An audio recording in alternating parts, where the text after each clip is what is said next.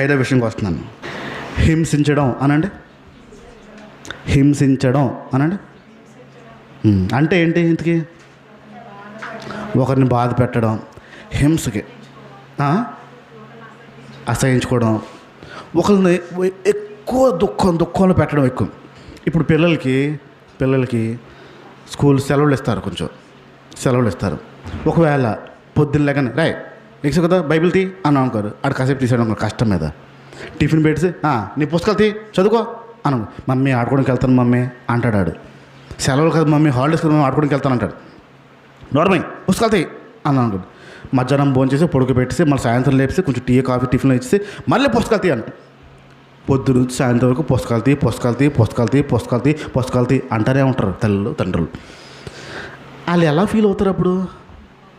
సెలవుల్లో అమ్మాళ్ళ ఇంటికి వెళ్ళిపోయినా బాగుండదు, ఎప్పుడు తీసుకెళ్ళరా, ఏం గురవుతున్నారు వాళ్ళు ఇప్పుడు? హింసకు గురవుతున్నారు. తల్లిదండ్రులు హింస పెడతా ఉంటే గురవుతున్నారు అంటారు. ఈ హింసలో కొంచెం రూపం ఏంటంటే, మీ కోపం వచ్చినప్పుడు మామూలుగా ఈ వస్తువు నేను వాటర్ తాగుతున్నాను, మామూలుగా పెట్టాను, నా కోపం వచ్చిందనుకో వస్తువుల మీద చూపించలేదా? మీ ఇంట్లో గ్లాసులు ప్లేట్లు తెప్పాలు సౌండ్ వచ్చాయా రాలేదా?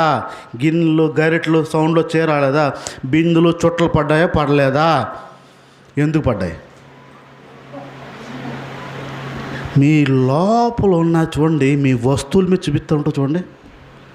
ప్లేట్లు పెట్టినప్పుడు సౌండ్లు, తోమినప్పుడు సౌండ్లు, ఎందుకు వస్తే సౌండ్ గట్టిగా లోపల ఏదో నిండి ఉంది కాబట్టి ఆ హింస వస్తువుల మీదకి మారిపోతుంది.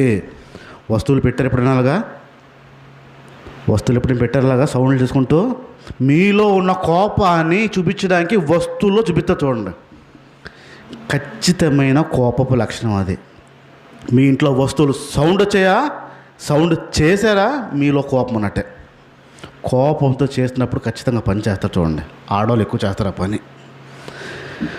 కోపము ఉంటే దేవుడు నిర్మూలిస్తాడు.